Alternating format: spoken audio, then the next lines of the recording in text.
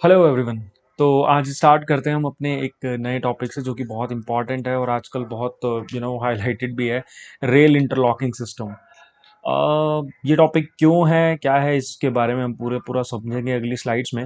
तो अगर एक जनरल सा आइडिया लें और समझें कि वाई रेल इंटरलॉकिंग सिस्टम और इंटरलॉकिंग क्या होती है, तो इसको एक बेसिक अंडरस्टैंडिंग के लिए हम ये समझते हैं दैट दो ऐसी चीज़ें जो भी इंटरकनेक्टेड है आपस में, राइट। और जनरली हम यहाँ पर ऑब्वियसली हम ट्रैक्स की बात कर रहे हैं और हम ये समझेंगे कि रेल इंटरलॉकिंग सिस्टम किस तरह से काम करता है और किस तरह से अ, इस बालासोर इंसिडेंट को एक्सीडेंट को देखते हुए इस कंटेक्स्ट में हम रेल इंटरलॉकिंग सिस्टम को समझने की कोशिश करेंगे। तो आज की टॉपिक्स का आज के इस लेक्चर का एजेंडा क्या होगा कि ये पहली बात तो ये टॉपिक न्यूज़ में ही क्यों है, फिर इसके बारे में थोड़ा सा इंट्रोडक्शन, ये रेल इंटरलॉकिंग सिस्टम कैसे काम करता है, देन किस रीजंस की वजह से या फिर क्या क्या वो फैक्टर्स थे जिसकी वजह से ये उड़ीसा का ट्रेन क्रैश हुआ, इसको समझेंगे एंड देन लास्ट में इसको समराइज करेंगे।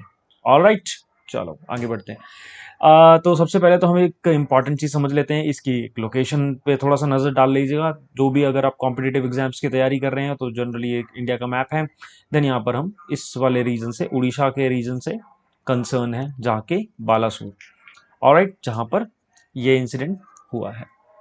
तो ये न्यूज़ में क्यों है, जैसा कि हम सबको पता है कि 2 जून को एक मेजर मिसहैप हमने देखा, मेजर एक्सीडेंट, लाइक 2 डेकेड्स में हमने ऐसा एक मेजर एक्सीडेंट देखा है ट्रेन्स का, जिसमें कि मल्टी ट्रेन्स, इनफैक्ट 3 ट्रेन्स वर इन्वॉल्व। ओके, तो मल्टी ट्रेन क्रैशेस हमने देखे हैं बालासोर डिस्ट्रिक्ट में जो कि उड़ीसा के अंदर है, जिसमें कि 300+ लोगों की डेथ हो चुकी है एंड मोर देन 1000 इंजर्ड हो चुके हैं। तो गाइस ये छोटी मोटी बात नहीं है, ये एक्चुअली में बहुत ही सीरियस कंसर्न है। और किस लेवल तक इसकी सीरियसनेस देखी जा सकती है, और हमने ये भी देखा है कि भैया इसकी प्रॉब के लिए अब सीबीआई को, सेंट्रल ब्यूरो ऑफ इन्वेस्टिगेशन को इसकी जांच पड़ताल के लिए अपॉइंट कर लिया गया है। देखते हैं कि वो अपनी प्रिलिमिनरी और आगे की प्रॉब्स में अपनी फाइंडिंग्स में क्या क्या फाइंड करते हैं। ऑलराइट, तब तक हम इस टॉपिक को थोड़ा सा समझ लेते हैं, इसको इंट्रोडक्शन समझते हैं। देखो जनरली इसको समझने के लिए कोई रॉकेट साइंस या फिर कुछ ऐसे एल्गोरिदम्स लगाने की जरूरत नहीं है। जहां पर भी कुछ चीजें टेक्निकल होंगी उसमें हम उतना ही जाएंगे जो कि हमारे एग्जाम्स को बस रिस्पेक्ट दें। ठीक है, चाहे हम यूपीएससी के लिए पढ़ रहे हैं या फिर अदर स्टेट सर्विसेज के लिए पढ़ रहे हैं, और या फिर एक लेमैन जनरल अंडरस्टैंडिंग के लिए हमें पता होना चाहिए कि भाई हमारे देश में क्या क्या चीजें हैं और रेलवे किस तरह से काम कर रही है with context to interlocking system. ठीक है, बस। तो जिस तरह से हम देखते हैं कि हमारे रोड्स पे जनरल ट्रैफिक होता है, ठीक है, उस ट्रैफिक को कैसे मैनेज किया जाता है, उसी तरह से मान लो रेलवे ट्रैफिक हो रहा है। ठीक है, रेलवे ट्रैफिक का यहां से मतलब है कि भाई एक ट्रेन यहां से आ रही है, एक ट्रेन यहां से आ रही है, ट्रैक्स हैं, ट्रैक ए, ट्रैक बी। तो ये किस तरह से मॉनिटर होगा, इसको किस तरह से रेगुलेट किया जाएगा सो दैट कि ये ट्रैफिक हैम्पर ना करे, कोई कोलिजन ना हो जाए, जो कि यहां पर हुआ। ठीक है, तो इस कंटेक्स्ट में मैं रेलवे ट्रैफिक को यूज कर रहा हूं। तो रेलवे ट्रैफिक भी उसी तरह से कंट्रोल होता है जिस तरह के नॉर्मल आमतौर पे हम रोड के ट्रैफिक को कंट्रोल करते हैं। कैसे भाई, ट्रैफिक सिग्नल्स की वजह से। उसी तरीके से आप यहां पे रिलेट कर लो रेलवे सिग्नलिंग की तरफ से। ठीक है, अब जब हम रेलवे सिग्नलिंग बात करें तो 2-3 चीजें यहां पे समझ लो। जिस तरह से red light, green light, yellow light हम समझते हैं, उसी तरह से भैया यहां पर भी रेलवे सिग्नलिंग में भी यही 3 तरह की लाइट्स यूज होती हैं, जिसमें कि ऑब्वियसली रेड का मतलब होता है स्टॉप हो जाना, ग्रीन का मतलब होता है टू प्रोसीड, चलो भाई निकल लेना, और येलो लाइट अगर है तो थोड़ा सा कॉशियसली, सावधानी से बरतें और देखें कि क्या है भैया सिनेरियो। ठीक है, यही जनरली 3 चीजें होती हैं, और यहां पर रेलवे सिग्नलिंग में भी यही 3 चीजें काम करती हैं। ऑल राइट, अब इंटरलॉकिंग जो कि हमारा टॉपिक है उसको समझ लेते हैं। इंटरलॉकिंग एक, देखो इस तरह से जो यहाँ पे ट्रैक्स देख रहे हो, डाइवर्जन देख रहे हो, ठीक है, इस तरह के जो ट्रैक्स आ रहे हैं इनके बीच में बहुत सारे पॉइंट्स भी देख रहे हो। ठीक है, अब इन पॉइंट्स में बहुत सारी चीजें हैं, रिले होता है, पावर सप्लाई होता है, ट्रैक सर्किट्स हैं। ठीक है, जो कि थोड़े से टेक्निकल जरूर है, पर ये टर्म्स अगर याद रहेंगी तो ठीक ही है। किसी को भी टॉपिक समझना होगा, समझाना होगा, कभी इंटरव्यूज में पूछ लिया तो काफी आसानी रहेगी आप लोगों के लिए। ठीक है, पर ज्यादा टेक्निकलिटी में हम लोग नहीं जाएंगे ऑब्वियसली। ठीक है, तो ये बहुत सारी चीजें इसके बीच में, तो ये जो चीजों को मैंने नाम लिए हैं, कुछ भी वो बोल रही हो आप, इलेक्ट्रॉनिक सिस्टम्स जो भी हो, कम्युनिकेशन डिवाइसेस हो, कंट्रोलिंग सिग्नल हो, इक्विपमेंट्स हो, कंपोनेंट्स हो, तो ये सारी चीजें आपकी इसके अंडर आ जाती है, जिसकी हम बात करें कि it involves a set of apparatus, tools या इंस्ट्रूमेंट। तो इंटरलॉकिंग इसी तरह से बहुत सारी चीजों का इंटीग्रल पार्ट है। ऑलराइट, एंड ये ट्रैक्स पर होता है, जैसे कि हम यहाँ पर देख रहे हैं कि एक ट्रैक इसी से कंसिस्ट होकर बनता है। तो इसकी जरूरत क्यों है, क्यों इंटरलॉकिंग की जरूरत है, क्यों इंटरलॉकिंग एक इंटीग्रल पार्ट है भाई, एक विभिन्न अंग है जिसके बिना तो भैया रेलवे काम नहीं या ट्रेन चल नहीं सकती पटरी पे। तो ये इसीलिए है कि भैया ये मैनेज करता है सेफ मूवमेंट ऑफ ट्रेन, ठीक है, या अपने ट्रैक का वो उनको बताता है कि भैया आगे वाला रूट बहुत ही क्लियर है, वहां पे निकल लो, या फिर आगे वाला रूट नहीं है तो अभी रुक जाओ, थोड़ी देर विश्राम करो, फिर उसके बाद निकलना। तो ये हमें इंटरलॉकिंग सिस्टम्स की हेल्प से पता लगता है, ठीक है। दो अब आज के टाइम में तो हम काफी एडवांस्ड है, तो हम इलेक्ट्रॉनिक सिस्टम्स यूज करते हैं, ठीक है, जिसको हम इलेक्ट्रॉनिक इंटरलॉकिंग भी बोलते हैं, शॉर्ट फॉर्म में याद रख लेना EI करके। ओके, तो ऐसा कुछ मुछ हो गया यहाँ पर कोई बात नहीं, समझ लो। EI इंटरलॉक, इलेक्ट्रॉनिक इंटरलॉकिंग की हेल्प से भी हम इसको काम करते हैं आज की डेट में, ठीक है। तो अब देखो इसको, अब आप बोलोगे अरे भैया जब अगर इतनी ही सेफ मूवमेंट ये दिखाता है इंटरलॉकिंग सिस्टम या ट्रेन का, ट्रैक की कॉन्फ़िगरेशन का, स्टेशन का, जंक्शंस का, तो काहे इस तरह की चीजें हो रही हैं देश में। सही बात है भैया, पर देखो यार, अब एक इंसिडेंट जब होता है तो उसके पीछे बहुत सारे रीजंस होते हैं, उन रीजंस को हम देखेंगे समझेंगे। कोई डिजास्टर या कोई ऐसी हैपनिंग जब हो जाती है तो वही सवाल उठने शुरू होते हैं, अदरवाइज तो जब तक बढ़िया चल रहा हो तब तक बढ़िया चल रहा हो, जब शरीर में कोई बीमारी आती है तभी हम उसका इलाज कराने जाते हैं। तो सेम इसी तरह से सिस्टम आप समझ लो। हालांकि इस पे मैं कुछ रिपोर्ट्स की भी बात करूंगा, जिस रिपोर्ट से आपको ये समझ में आएगा कि पहले भी इसको लेके कुछ कॉशंस, कुछ चीजें, लेटर वेटर लिखे गए थे सीनियर ऑफिशियल्स के द्वारा, ठीक है, बट उसको ऑब्वियसली नजरअंदाज कर दिया गया, ठीक है, क्योंकि वेट किया जा रहा था ना इस तरह का कुछ हो जाए तब एक्शन लेंगे। चलो लेट्स सी।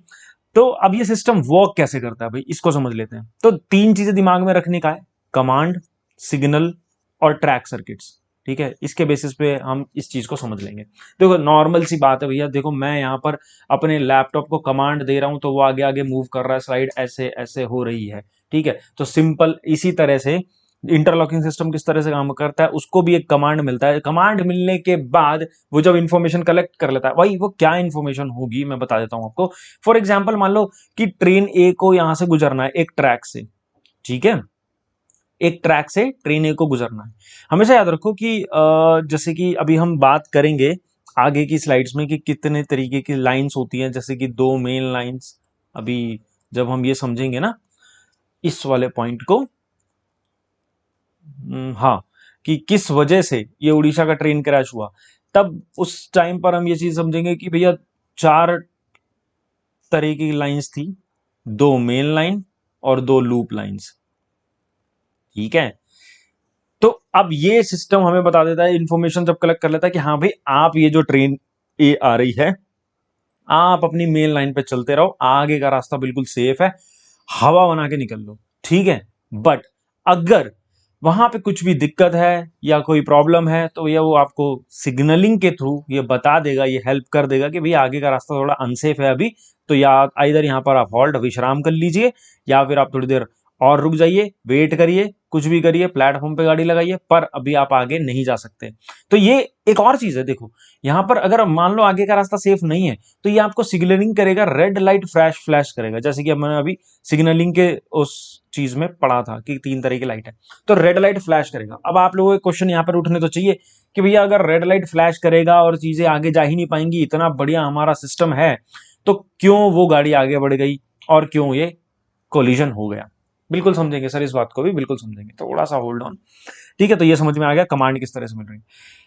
अब ये signal, okay, the signal to pass is given based on which direction the track is set and whether the divergent track is free of obstruction. जैसे कि हमने अभी बात करी कि भाई ये आपको सिग्नल दे देगा कि हाँ हाँ आगे का रास्ता बिल्कुल साफ है, चलिए आगे बढ़ते हैं। बस सिग्नल हुआ, कमांड हुआ, सिग्नल हुआ, उसके बाद ट्रैक सर्किट का थोड़ा सा रोल आ गया। देखो ट्रैक सर्किट को मैं थोड़ा सा समझा देता हूं आपको यहां पर कि ट्रैक सर्किट क्या होता है।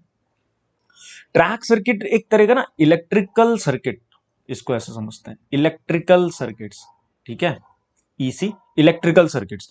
और ये इंस्टॉल किए जाते हैं ट्रैक्स पर, जो भी जितने भी ट्रैक्स है ना उधर ये इलेक्ट्रिकल सर्किट्स क्या नाम है इंस्टॉल किए जाते हैं टू डिटेक्ट, ये डिटेक्ट करते हैं कि भाई कोई ट्रेन तो नहीं है वहां, प्रेजेंस ऑफ अ ट्रेन को डिटेक्ट करते हैं। अगर मान लो कोई ट्रैक, उस ट्रैक पे कोई ट्रेन है और यहां से कोई ट्रेन आ रही है, तो ये ट्रैक सर्किट्स की हेल्प से वहां पे बता देते हैं कि भैया उन दो पॉइंट्स के बीच में एक ट्रेन प्रेजेंट है, तो अभी रुक जाओ या फिर प्रोसीड कर जाओ। इसी के बेसिस पे होता है। तो ये ट्रैक सर्किट ये काम करते हैं। देखो ट्रैक सर्किट ये भी प्रिवेंट, मैंने बताया ना, जैसे कि अगर वो आगे से आपको सिग्नल ही नहीं दे रहा है और प्रिवेंट कर दे रहा है कि भैया आगे मत जाओ, वहां पर दिक्कत है, या दो लाइंस के बीच में कोई ट्रेन प्रेजेंट है, तो उसको बोलेंगे जैसे मान लो ऑक्यूपाइड है, और मान लो कोई नहीं है तो बोलेंगे अनऑक्यूपाइड है।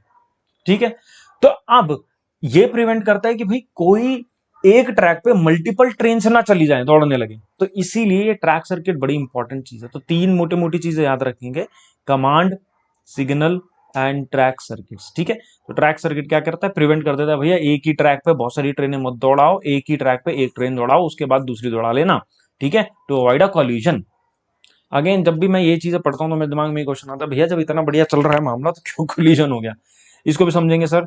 ठीक है, थोड़ा सा सीरियसनेस के साथ इस चीज को देखते हैं। ठीक है, और ऑल पॉइंट्स, सारे पॉइंट्स जो है लॉक्ड रहते हैं जब तक कि, जब जैसे अब ट्रैक सर्किट की हेल्प से, सिग्नलिंग कमांड की हेल्प से हमें ये पता लगे कि आगे वाला ट्रैक थोड़ा सा क्लियर है। ठीक है, तो मतलब इसने हरी झंडी दे दी, इसको ग्रीन सिग्नल है कि भैया आप प्रोसीड कर जाओ, to proceed, green signal to proceed over the track. But अब ये कहना चाह रहा है यहां पर, वो ट्रैक तब तक लॉक रहेगा जब तक कि दूसरी ट्रेन के लिए, किसके लिए लॉक रहेगा सर, दूसरी ट्रेन के लिए लॉक रहेगा वो, जब तक कि वो पर्टिकुलर ट्रेन जिसको सिग्नल मिला है ग्रीन सिग्नल, वो उस ट्रैक पे क्रॉस ना कर दे। ठीक है, बस ये इतना ही समझना है। और अगर मान लो फेलियर होता है सिस्टम में, कभी कोई दिक्कत होती है कुछ भी है, तो रेड लाइट फ्लैश कर जाएगी और जो इंडिकेट करेगी भैया आगे का रूट सेफ नहीं है, तो कृपया यहीं पर गाड़ी रोक लीजिए। इस तरह से ये रेलवे इंटरलॉकिंग सिस्टम हमारा काम करता है। ठीक है, ये इतना हमें जरूर समझने की जरूरत है कि ये रेलवे इंटरलॉकिंग सिस्टम कैसे काम करता है। तो इसमें दो तीन बहुत बहुत इंपॉर्टेंट चीजें मैंने आपको बता दी है, उसी को याद रखना है, ज्यादा टेक्निकलिटी में जाने की जरूरत नहीं है। जिसको नहीं समझ में आएगा उसको वो दोबारा रिवाइंड करके इन टॉपिक, इन पॉइंट्स को देख लेना, जैसे जो भी हमने बात करी है, कमांड की, सिग्नल की, या फिर ट्रैक सर्किट्स की। ठीक है, आपको और अंडरस्टैंडिंग जरूर मिल जाएगी। दो तीन टर्म चलो समझ लेते हैं, अगर आपको थोड़ा सा और अंडरस्टैंडिंग चाहिए तो दो तीन टर्म यहां पर समझ लो। फॉर एग्जांपल सिग्नल, जो हमने अभी समझा कि भैया based on the status of the track, जो भी आगे का ट्रैक है उसके बेसिस पे इस ट्रेन को, जो ट्रेन यहां पर इस पटरी पे दौड़ रही है, उसको क्या सिग्नल देना है। ठीक है, point, point is also important. Point होता है, ये मूवेबल सेक्शंस होता है। आपने देखा ना ट्रेन ट्रक ट्रैक पे दौड़ते दौड़ते कैसे मूव करने लगती है। ठीक है, अपना डाइवर्जन लेने लगती है, तो वो इसी वजह से हो पाता है कि ये मूवेबल सेक्शन होता है ट्रैक का, जो अलाउ करती है ट्रेन को कि हाँ भैया आप चेंज कर लीजिए अपना ट्रैक, आगे का ट्रैक सेफ है। ठीक है, और उसी से जो, जैसे हमने देखा, या फिर स्ट्रेट जाना है या फिर डाइवर्जेंस लेना है, तो वो सब इसी पॉइंट्स की हेल्प के थ्रू हो पाता है। ओके, एंड देन हमने लास्टली ट्रैक सर्किट अपना पढ़ ही लिया। ठीक है, तो ये दो तीन पॉइंट्स और याद रखना। आगे बढ़ते हैं। अभी किस तरह से, किस वजह से ये उड़ीसा का ट्रेन क्रैश हुआ है, इसको जरूर समझने की जरूरत है। देखो सर, क्योंकि अब ये केस सीबीआई के पास भी है। ठीक है, प्रिलिमिनरी प्रॉब जो सबसे पहली इंक्वायरी हुई, उसमें ये फाउंड किया गया कि भैया देखो there is a problem with the signal system. उन्होंने मोटा मोटी बोल दिया कि सिग्नल सिस्टम फेलियर की वजह से इस तरह की प्रॉब्लम हमें देखने को मिल रही है। ठीक है, और ये भी बोला गया कि इंटरलॉकिंग जो सिस्टम है, जिसके बारे में अभी हम डिटेल पढ़ रहे हैं, ये इंटरलॉकिंग सिस्टम के साथ किसी ने टैंपरिंग की है। ठीक है, क्योंकि हमें अपने सिस्टम पे इतना भरोसा है कि ये इलेक्ट्रॉनिकली फंक्शन करती है, इलेक्ट्रॉनिक इंटरलॉकिंग है, तो इलेक्ट्रॉनिकल कर रही है, तो जब तक इसमें कोई टैंपर ना कर दे, ठीक है, तब तक ये सिस्टम सिग्नल नहीं दे सकता ना। जो हम अभी सोच रहे थे ना, ये क्वेश्चन आने चाहिए कि भैया सिग्नल तो उसको रेडी फ्लैश होगा अगर आगे का ट्रैक अनसेफ है, तो ऐसा क्यों हुआ। ठीक है, इस पॉइंट को ना थोड़ा सा 2 मिनट वेट करोगे ना, तो ज्यादा अंडरस्टैंडिंग से समझ में आएगा जो मैं समझाना चाह रहा हूं आगे। बस ये कॉजेस पढ़ लें, उसके बाद ये बहुत ही अच्छे से समझ में आने लगेगा कि भैया मैं किस सिग्नल की बात कर रहा हूं, आगे क्या था जो उसको सिग्नल रेड लाइट देना चाहिए था, और किस टैंपरिंग की हम बात करें। टैंपरिंग का मतलब होता है छेड़छाड़ करना। ठीक है, हमने जो है इंटरलॉकिंग सिस्टम के साथ थोड़ी सी छेड़छाड़ की। ओके, देखो भैया, तो ये हुआ फाउंड कि भैया सिग्नल सिस्टम के साथ थोड़ी सी प्रॉब्लम है। अब ये जो मैं बात कर रहा था, बहानागा बाजार स्टेशन है ना, इसमें 4 लाइन्स है, 2 मेन लाइन 2 लूप लाइन। ज्यादा समय नहीं लेंगे इस पे, 2 मिनट में समझेंगे मेन लाइन क्या होती है और लूप लाइन क्या होती है। मेन लाइन भैया, मान लो ट्रेन दौड़ रही है पूरी अपनी ट्रैक, अपनी जा रही है दिल्ली से, पूरी कहीं पर भी, मान लो जयपुर जा रही है, जम्मू जा रही है, कहीं पर भी जा रही है, तो मेन लाइन से होते हुए गुजरेगी। और एक होती है लूप लाइन, मान लो किसी भैया प्लेटफॉर्म पे उसको रुकना है आपको, चाय समोसा खाना है, तो भैया वो प्लेटफॉर्म पे रुकेगी। तो वो जो प्लेटफॉर्म पे रुकती है, हॉल्ट लेती है, वो लूप लाइन में होता है, वो मेन लाइन में नहीं खड़ी होकर कहीं पर भी रोड में ट्रैफिक जाम कर रही है। ठीक है, तो वो हॉल्ट जो लेती है, जो प्लेटफॉर्म जहां पर होता है, उसी को लूप लाइन बोला जाता है, वो लूप लाइन में होता है। ठीक है, अब यहां पर क्या हो रहा था कि दो ट्रेनें, यहां पे दो ट्रेनों के नाम बहुत इंपॉर्टेंट है, उसको याद रखने का है। एक तो भैया कोरोमंडल एक्सप्रेस, ठीक है, यहां पे मैंने लिखा भी होगा, यस, ये कोरोमंडल एक्सप्रेस। ठीक है, और एक दूसरी है यशवंतपुर हावड़ा एक्सप्रेस। ठीक है, कोरोमोंडो कोरोमंडल एक्सप्रेस जो कि साउथ, ठीक है, चेन्नई को अप्रोच कर रही थी, साउथ में जा रही थी, और ये जो है कम रिलेटिवली नॉर्थ को अप्रोच कर रही थी, मतलब कोलकाता जा रही थी, यशवंतपुर हावड़ा एक्सप्रेस। ठीक है, अब ये इस चीज को थोड़ा सा ध्यान से यहां पर समझेंगे हम। अब यहां पर क्या हुआ भैया, एक ट्रेन जा रही है साउथ में, एक ट्रेन जा रही है नॉर्थ की डायरेक्शन में, मतलब एक दूसरे के ट्रैक से ऐसे जा रहे हैं ये लोग।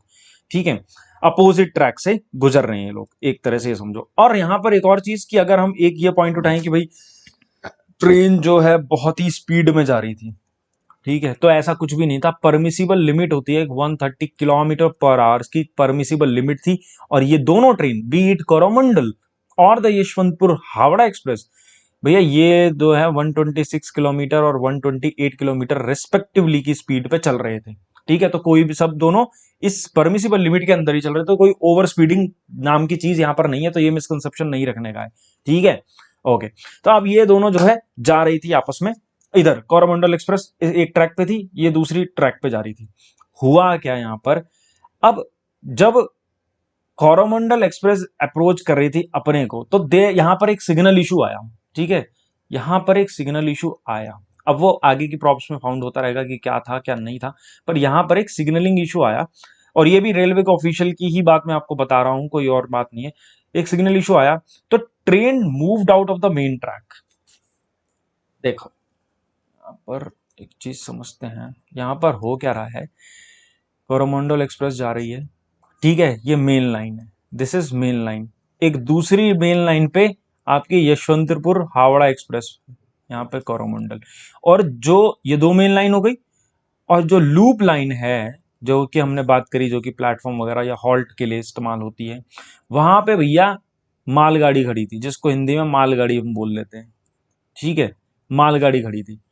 अब जब इसको सिग्नलिंग इशू फेस करना पड़ा, यहां पर सिग्नलिंग इशू यहां पर हुआ, तो उस सिग्नलिंग इशू की वजह से उसको ये नहीं समझ में आया कि भाई, जो कि हालांकि यहां पर, अब देखो इसको समझो, यहां पर रेड लाइट फ्लैश कर देनी चाहिए थी। अगर हम ईआई की बात करें, इलेक्ट्रॉनिक इंटरलॉकिंग की बात करें, तो यहां पर रेड लाइट फ्लैश होनी चाहिए थी, but due to signalling issue वो रेड लाइट फ्लैग नहीं हुई। रादर एक ग्रीन सिग्नल ही था उसके लिए कि हाँ भैया आप प्रोसीड करिए, और वो कोरोमंडल एक्सप्रेस प्रोसीड करते हुए वो जाके मालगाड़ी में लगती है, धड़ाक। ठीक है, वो जाके लगती है मालगाड़ी में, एक मतलब train moved out of the main track, अपने मेन ट्रैक से मूव्ड आउट होके एडजेसेंट ट्रैक, ठीक है, जो कि लूप लाइन है, उसमें जाके घुसती है। जो एडजेसेंट ट्रैक है, लूप लाइन अपने ट्रैक से तो हट ही गई है, और लूप लाइन में जाके, जहां पे मालगाड़ी खड़ी हुई है, गुड्स ट्रेन जिसको बोलते हैं, वहां पे जाके ये लगी और क्रैश हो गई। ठीक है, फ्रेट ट्रेन भी बोलते हैं उसको। और न्यूज के हिसाब से ये भी पता लगता है कि भैया उसके अंदर आयरन ओर था। ठीक है, खैर ये जनरल एक आइडिया के लिए बता दिया। अब इतना तगड़ा ये कोलिशन था कि ये जो कोरोमंडल एक्सप्रेस थी, जो कि हिट हुई फ्रेट ट्रेन से, वो कई कोचेस उसके जंप करते हुए, टॉपल्ड करते हुए हिट कर गए लास्ट दो कोचेस के साथ। किसकी? यशवंतपुर हावड़ा एक्सप्रेस की, जो कि दूसरे ट्रैक पे दौड़ रही थी। ठीक है, जो कि अपोजिट डायरेक्शन में दौड़ रही थी, उसके साथ जाके इस कोरोमंडल एक्सप्रेस के चार पांच डब्बे टकरा गए, जो कि आपने न्यूज में देखा ही है, सुन रहे हो।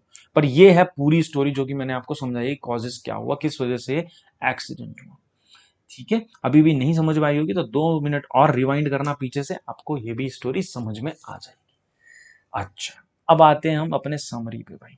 हमने यहाँ पर अभी तक रेलवे इंटरलॉकिंग सिस्टम समझ लिया, किस वजह से ट्रेन क्रैश हुई वो समझ लिया, ये खबर न्यूज में क्यों थी वो समझ लिया, इसको इंट्रोडक्शन भी देख लिया। थोड़ा सा अब इसको समराइज कर देते हैं। तो क्या यार, रेलवेज की जब भी बात हो रही है ना, तो हम एक आंकड़े, कुछ आंकड़े से भी समझते हैं इसको। लगभग से लगभग 15 मिलियन लोग ठीक है, पीपल या कम्यूटर्स डेली ट्रैवल करते हैं इंडियन रेलवे से। ओके, ये है तो थोड़ा सा pre Covid data, but near by वही है अभी भी। तो डेढ़, अगर मैं बात करूं 15 मिलियन, मतलब लगभग लगभग 1.5 करोड़ लोग डेली मतलब इंडियन रेलवे पे रिलाई करते हैं और इंडियन रेलवे को एज अ ट्रांसपोर्टेशन यूज कर रहे हैं। तो it's a huge number sir, huge number. हालांकि हमने बहुत अच्छा परफॉर्म ही किया है 2 डेकेड में। इतना भयंकर जो एक्सीडेंट हुआ है वो ये हुआ है, किसी को भी इन कुछ सालों में कभी भी कोई जान की हानि नहीं हुई है। ठीक है, अगर कुछ केसेस हटा दे कि भाई ट्रेन से कट के मर गए हो, पास करते हुए चले गए हो, सुसाइडल केसेस हो, उनके अलावा ऐसा कुछ एक्सीडेंट में लोगों की जान नहीं गई थी मेजरली। ठीक है, तो समहाउ मैं कहूंगा कि अच्छा ठीक है, एटलीस्ट अगर भाई आप लोगों की जान बचा पा रहे हो तो परफॉर्म कर रहे हो, कोई दिक्कत नहीं। अब हमें स्पीड पे तो ध्यान देना ही है। देखो यहां पर लिखा है, अगर आप इसको पढ़ोगे, speed should be strive for, बिल्कुल स्पीड पे ध्यान देना है, जो कि हम दे रहे हैं भाई। अपने वंदे भारत प्रोजेक्ट चल रहे हैं जिसकी कुछ ट्रेन से स्टार्ट हो भी गई हैं और बाकी होंगी। बट सबसे इंपॉर्टेंट है sir safety, safety is Paramount. ठीक है, उसके साथ हम खिलवाड़ नहीं कर सकते, नो डाउट अबाउट इट, बिल्कुल। अब ज्यादा इंपॉर्टेंट यह है कि भैया आप करेक्टिव मेजर्स लीजिए, जो भी हुआ है उस पर करेक्टिव मेजर्स लीजिए, और कैसे करोगे उसको ऑपरेशनल और प्लानिंग लेवल्स पे आके। ठीक है, अब ऑब्वियसली उसके लिए आपको ज्यादा से ज्यादा रिसोर्सेज फाइंड आउट करने पड़ेंगे, मॉडर्नाइज करना पड़ेगा और रैशनलाइज करने पड़ेंगे अपनी प्रायोरिटीज की। आप प्रायोरिटाइज किसको करते हो। इस पे मैं आपको एक चीज बताना चाहता था, देखो, जो कि बहुत इंपॉर्टेंट है, ट्रस्ट मी सर। इस पे एक सीनियर ऑफिशियल ने फरवरी में एक रिपोर्ट लिखी थी और लेटर इशू किया था, ठीक है, रेलवे मैनेजमेंट बोर्ड्स को ही, कि इस तरह से ये सिग्नलिंग इशू आ रहे हैं। क्या सिग्नलिंग इशू? वही सिग्नल इशू जो यहां पर हुआ है कि वहां वो ट्रैक खाली नहीं है। ट्रैक सर्किट वाला सीन याद कर लो, वो ट्रैक खाली नहीं है, फिर भी यहाँ पे ग्रीन सिग्नल फ्लैश हो रहा है, मतलब इस ट्रेन को ये लग रहा है कि वो तो ट्रैक बिल्कुल ठीक है, चलो दौड़ा दो गाड़ी। पर वहां पे दिक्कत थी, ठीक है, तो अनसेफ था वो ट्रैक। इस तरह की रिपोर्ट्स इशू हुई हैं पहले भी, इसी साल फरवरी की बात बता रहा हूं, बट अनफॉर्चुनेटली इसको कर दिया गया अनदेखा। ठीक है, हम वेट कर रहे थे कि नहीं नहीं नहीं, अभी तो कुछ हुआ ही नहीं, थोड़ा सा बड़ा हो जाए मामला तब छेड़ेंगे। तो देखो सर, ऐसा हुआ है। ठीक है, तो इसलिए हमने जैसे कि समरी में अपना पढ़ा है कि नहीं, हमें स्पीड पे ध्यान देना है, हर चीज पे ध्यान देना है, कुछ चीजें जो कंसर्न है उसको सीरियसली लेना शुरू करना होगा। और अगर कुछ ऐसी तरह की रिपोर्ट्स आती हैं या ऐसी तरह का लेटर्स कुछ रेलवे अथॉरिटीज से सीनियर ऑफिशियल्स लिख रहे हैं, तो सर बिल्कुल आपको उस पर ध्यान देना चाहिए, और उसको मैं कह रहा हूं सिर्फ ध्यान नहीं, उस पर प्रॉम्प्ट एक्शन लेना चाहिए। ठीक है, बाद में हमें रिपेंट करने से, मुआवजा देने से, कंपनसेशन करने से सर बहुत बेटर है कि हम उस पर प्रॉम्प्ट एक्शन ले लें। ठीक है, so thank you so much. इसी के साथ थैंक यू सो मच। कोई क्वेरी हो, कोई डाउट हो तो आप लोग जरूर मुझे लिखिएगा, मेरी ईमेल आईडी है। Thank you so much, have a great day, bye.